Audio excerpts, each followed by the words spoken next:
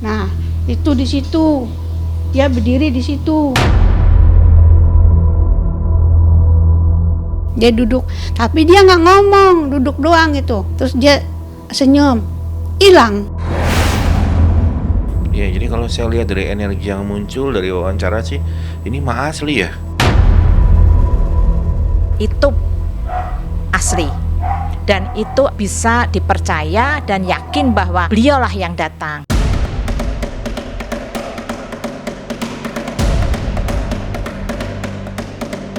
Satu bulan jelang peringatan setahun meninggalnya Dorce Gamalama, ada peristiwa ganjil dialami Elita, kakak kandung yang berseteru dengan anak-anak angkat Dorce. Salah satu peristiwa gaib yang terasa ganjil adalah kedatangan penampakan sosok yang diduga menyerupai almarhum Dorce.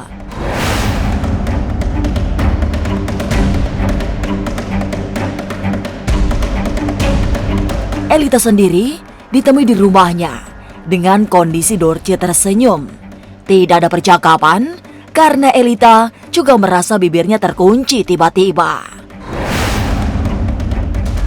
Lantas, benarkah kemunculan Dorce membawa pesan gaib? Jangan dulu berlalu, masih akan banyak keganjilan terjadi di sini.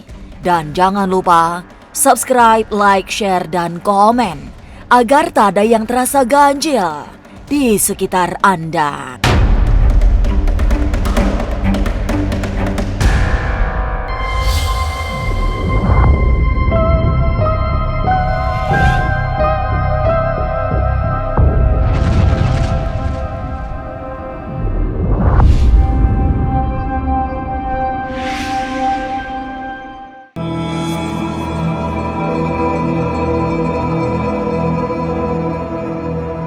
Jelang 1 tahun pasca meninggalnya Dorce Gamalama, muncul sejumlah peristiwa penting. Salah satunya, perseteruan antara kakak kandung dengan anak-anak angkat Dorce yang akhirnya berujung damai. Tapi selain itu, peristiwa menakjubkan dialami Elita. Sebagai kakak, ia merasa didatangi dan ditampakkan kemudian didekati Dorce di rumahnya. Tidak ada percakapan selain ekspresi tersenyum yang terlihat jelas pada wajah sang adik. Ini kan waktu itu di situ, ya kan? Waktu itu di sini. Nah, udah duduk di sini. Tiba-tiba dia duduk. Tapi dia nggak ngomong, duduk doang gitu. Duduk, senyum. Terus kita juga bengong liatin dia. Kagak bisa ngomong nih, mulut kayak ketutup gitu. Dia juga diem aja, terus pengen nanya nggak bisa. Terus dia senyum, hilang gitu. Dia suka tiduran juga di sini.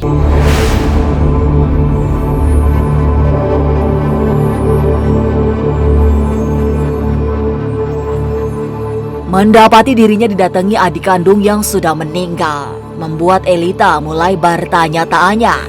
Apalagi kondisi saat itu antara mimpi dan tidak. Suasana hati Elita dibuat merinding setiap kali mengisahkan kembali peristiwa itu. Apalagi ekspresi Dorce bisa berubah-ubah meski rata-rata mengurai senyuman. Nah, itu di situ. Dia berdiri di situ.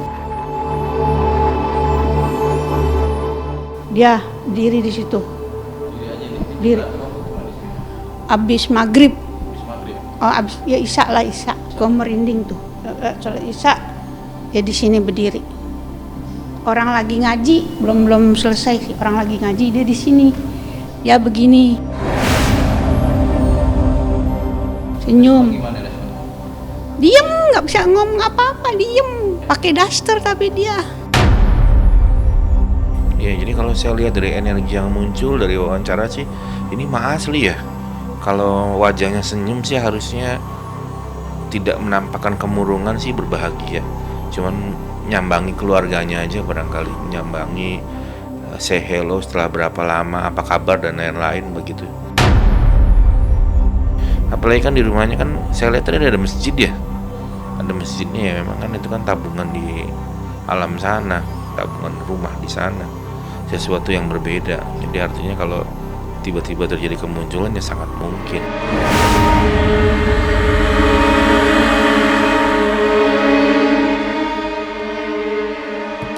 Tidak hanya Elita, kakak kandung yang sering ditemui Dorce, tetangga, bahkan anak-anak juga mengaku sering melihat Dorce dengan segala kesan.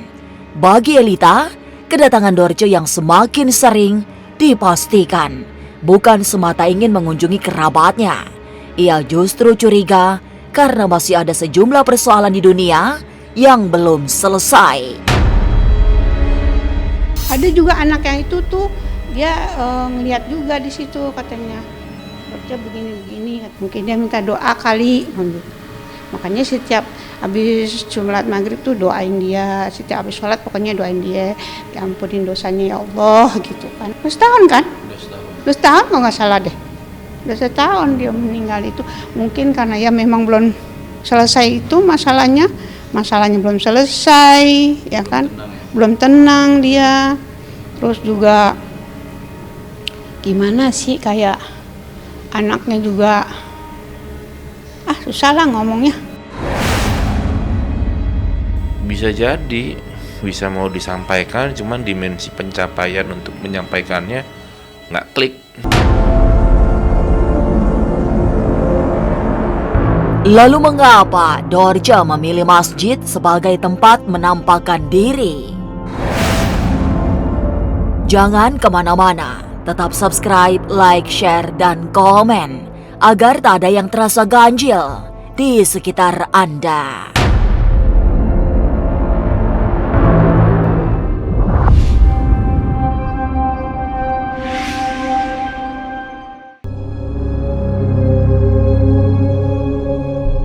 Selain di dalam rumah, masjid adalah tempat yang dipilih Dorce untuk muncul, menampakkan diri di hadapan warga.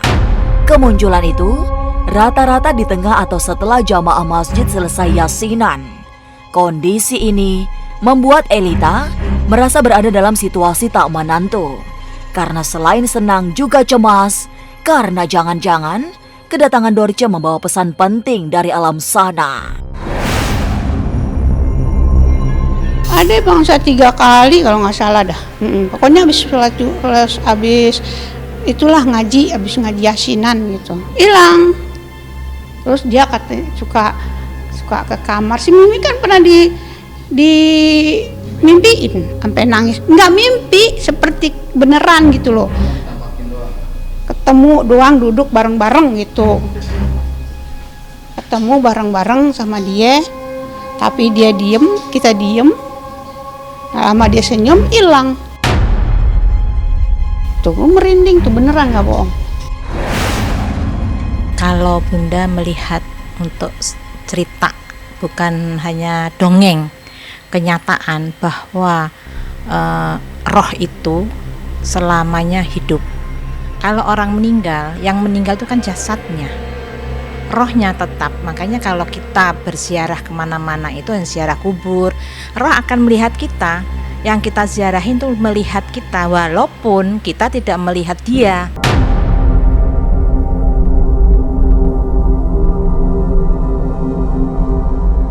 Kedatangan Dorce yang secara tiba-tiba masih sering mengejutkan orang-orang di sekitar masjid peninggalannya.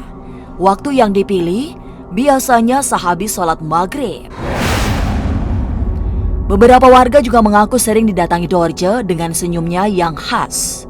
Tapi mungkinkah kedatangan Dorce membawa sasmita gaib? Ya itu, minta didoain, minta diselesain. Terus kita mau selesain bagaimana? Nggak punya dana. Gimana coba? Ini jadi kita menempatinya juga nggak tenang. Dia kan sering datang ke masjid, sering begini-gini gitu.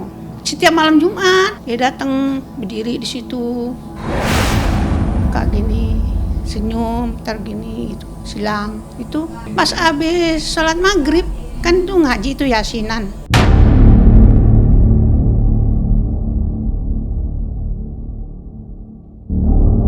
Biasanya pada malam-malam tertentu, terutama malam Jumat, sejumlah orang akan melihat perwujudan Dorje yang selama ini sering terjadi. Kemunculan Dorje ada di sekitar masjid yang dibangun untuk warga. Ada juga yang lihat anak sini, dia suka itu di sini tuh, dia begini-begini, dada gitu. Dia datangnya malam Jumat gitu. Kalau Mimi tuh dimimpiin, Mimi disuruh jagain, kasihan tuh Bu Ita gitu, jagain katanya gitu. Kalau Mimi dimimpiin, kalau Bunda mah enggak, dimimpiinnya cuma nggak dimimpiin, jadi cuma datang kayak beneran gitu loh. Dibilang mimpi enggak, dibilang nggak mimpi kayak mimpi gitu loh. Dari Bunda Dorje ini, kalau Bunda melihat memang ada beberapa apa yang belum terselesaikan di masa hidupnya.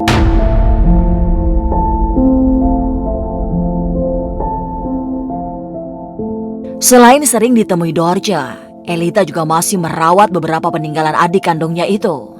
Lalu, apa saja koleksi peninggalan Dorje yang masih terawat dengan baik? Jangan kemana-mana, tetap subscribe, like, share, dan komen agar tak ada yang terasa ganjil di sekitar Anda.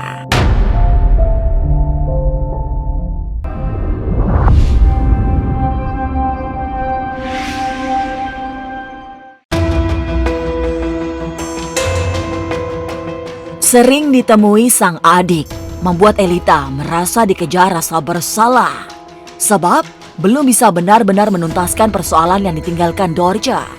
Tapi bagi Elita, yang paling penting, meski adiknya sudah meninggal, masih bisa merawat barang-barang pemberian Dorje. Ini peninggalan dia, ini peninggalan dia, ya kan? Nah, ini peninggalan dia. Terus ini peninggalan dia. Ini yang dari Magadang ini. Sama kasur. Ini mah di sini. Ini memang di sini, udah di sini. Ini udah di sini kentongan ini. Itu peninggalan dia tuh, peninggalan dia. Nah ini peninggalannya dulu Bunda dikasih ini AC bocor, kita betulin. Tuh ayah sama ibu. Dorje.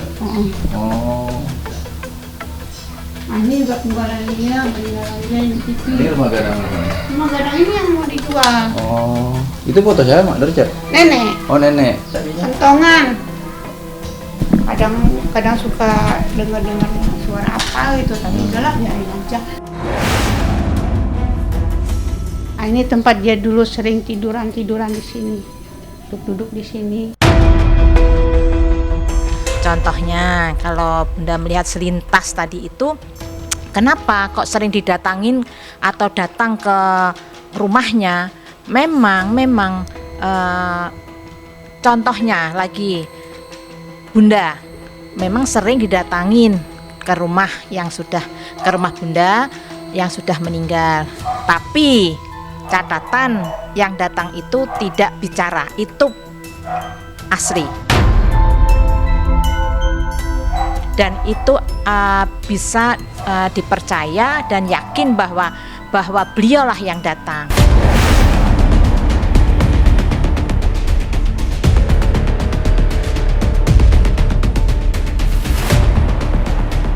Benda-benda berat yang juga diwariskan Dorje adalah kasur, lemari, serta kentongan. Tapi yang paling istimewa adalah kitab suci Al-Quran yang sangat berarti karena pernah menjadi koleksi penting Bunda Dorje. Perkakas itu diambil pihak Elita setelah terjadi perdamaian dengan anak-anak angkat Dorje. Kasur ini Ini di rumah gadang nih. Magadang udah berapa bulan ya semenjak itu penyerahan itu. Kalau ini belum selesai, Bunda Dorje itu yakin nanti suatu saat akan datang lagi ke satu saudara, tapi yang akrab ya, yang dekat, bukan semua saudara, bukan saudara yang bisa dipercaya Bunda Dorje. Ya bisa jadi ada banyak hal yang menyebabkan kembali untuk melihatnya, ada banyak hal. urusannya belum selesai bisa, tapi kalau lihat dari cerita dari yang tadi omongan kan mulai tersenyum itu kan sesuatu yang bukan musibah ya, bukan gundah gulana, kecuali murung atau menangis. Kalau tersenyum sih saya pikir ya nengokin aja barangkali.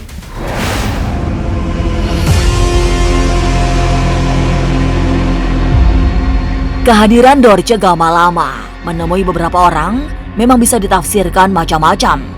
Bisa sekedar datang, tapi bisa pula membawa pesan. Apalagi para praktisi spiritual memastikan bahwa yang mewujud memang sosok halus Bunda Dorce. Tapi semogalah kedatangannya bukan karena di alam sana sedang bersedih. Inilah ganjil yang akan menguak berbagai misteri di alam nyata dan tak kasat mata. Sampai jumpa pada episode selanjutnya dengan kisah-kisah ganjil setiap hari Senin, Kamis, dan Jumat pukul 5 sore. Tapi sebelumnya, jangan lupa subscribe, like, share, dan komen agar tak ada yang terasa ganjil di sekitar Anda.